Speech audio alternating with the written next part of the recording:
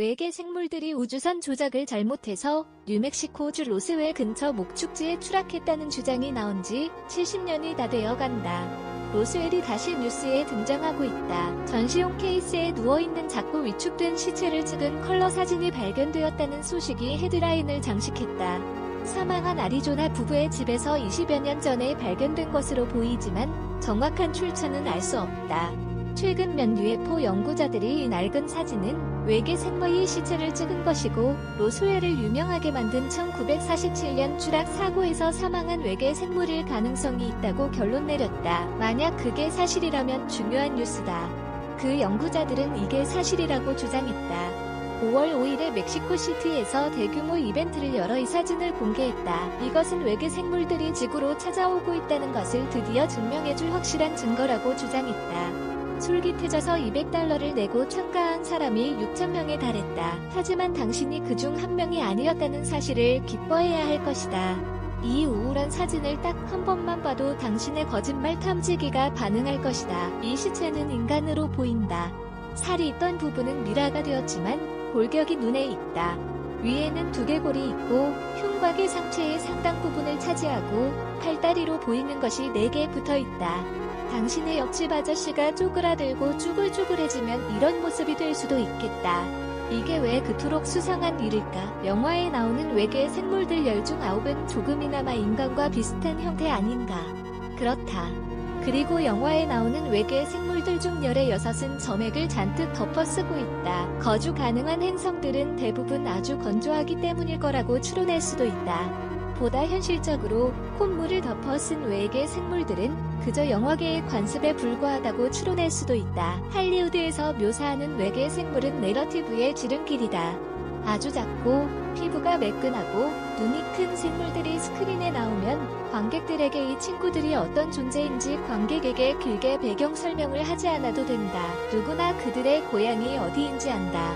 하지만 실제하는 외계 생물이 영화 속의 전형적인 회색 외계 생물들처럼 우리와 비슷하게 생겼을 가능성이 얼마나 될까? 별로 높지 않다. 인류와 비슷한 우리의 조상들이 이 행성에 등장한 지는 400만 년 밖에 되지 않았다는 사실을 생각해보라.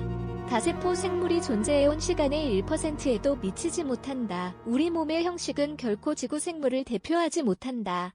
반면 삼엽충은 수억 년 동안이나 성공적으로 지구에 생존했다. 하지만 영화에서 삼엽충같이 생긴 외계 생물은 잘 나오지 않는다. 스테고사우루스 같이 생긴 외계 생물도 나오지 않는다. 우리는 인간 중심주의적 편견을 가지고 지구 밖의 존재를 상정한다. 인체의 형식이 사고하는 동물에게 있어 이상적이고 수렴 진화라는 과정이 있기 때문에 스타트rek이나 아바타의 외계 생물들이 우리와 조금은 닮았을 거라고 주장한 일부 진화 생물학자들이 있었다. 수렴, 진화는 돌고래, 포유류와 꼬치고기, 어류처럼 전혀 다른 계통의 동물들이 공통적으로 유선형의 외모를 지닌 것을 설명한다. 이 논리를 사용해서 인간과 비슷하게 생긴 외계 생물들이 많을 것이라는 결론을 내리고 싶은 유혹을 느낄 수도 있다. 하지만 외계 생물의 골격 구조가 그토록 우리와 비슷할까? 자연사 박물관에 가서 뼈들을 보면 고래부터 족제비에 이르기까지 구조가 다들 상당히 비슷해 보인다. 하지만 그건 수렴 진화보다는 유전에 기인한다. 이런 형태의 골격 구조는 사집 동물들이 처음 출현한 4억 년 전쯤에 확립되었다. 사지 동물이란 어류와 조금 비슷한 지느러미를 4개, 우리 팔다리의 선조다 지닌 동물들이다. 다른 형태로 발전했을 가능성도 충분히 있었고 그건 역시 마찬가지였을 것이다. 외계 생물의 신체 형식은 지구가 아닌 그들 행성의 진화 역사를 반영할 것이다. 로스웰의 사진에 나온 시체의 갈비뼈 수가 나의 절반 정도고 팔이 2개 더 있었다면 내가 그 사진에 뭔가가 있다고 생각했을 가능성이 더 높았을 것이다. 우리의 인간 중심적 관점은 외계 생물의 외모 이상에까지 적용된다. 우리는 외계 생물들이 중요하게 생각하는 것 역시 우리와 비슷할 거라 추정한다. 나는 우리가 아직 외계의 지성이 존재한다는 증거를 찾지 못한 이유는 선진 사회라면 우리의 나쁜 행동 때문에 우리를 피할 것이기 때문이라고 자신있게 설명하는 사람들이 보낸 편지를 폴더 한가득 가지고 있다. 우리가 전쟁을 좋아하고 열심히 환경을 파괴하기 때문에 외계 생물들이 도덕적인 이유로 우리와 교류하지 않는다는 것이다. 우리보다 수천 년, 수백만 년 더 진보된 존재들이 우리의 나쁜 행동 때문에 우리를 피할 거라는 생각은 잔인한 의식을 했다는 이유로 인류학자들이 아즈텍 문명을 연구하기를 거부할 거라는 말이나 비슷하다. 당신의 문제가 그들의 관심을 결정할 거라 가정하지 말라. 다시 로스웰 이야기를 해보자. 멕시코 시티에서 큰 소동이 벌어진 지 불과 며칠 뒤 이미지 강화 소프트웨어를 사용해 사진 속에 이른바 외계 생물 시체라는 것 옆에 놓인 작은 카드를 발견했다. 2살 된 남자아이의 미라화된 시체라고 적혀 있었다. 알고 보니 뉴멕시코주 화이트시티의 $1,000,000 박물관에 전시되어 있던 시체였다. 지구에서 온 T였다.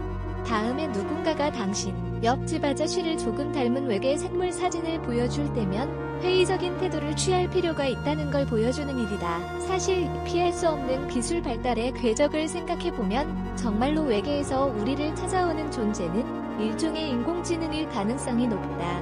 인공지능은 끝없이 수리할 수 있으므로 수천 년이 걸릴 수도 있는 성간 이동을 수행할 수 있다는 장점이 있다. 당신에게 있어 장점은 인공지능은 당신을 삶아 먹을 생각이 없다는 것이다. 그리고 인공지능이 박물관 진열 케이스에 들어가게 된다 해도 갈비뼈를 지니고 있진 않을 것이다. 허핑턴 포스트 US 이라주웰 에일련즈 낫소 에일련을 번역, 편집한 것입니다.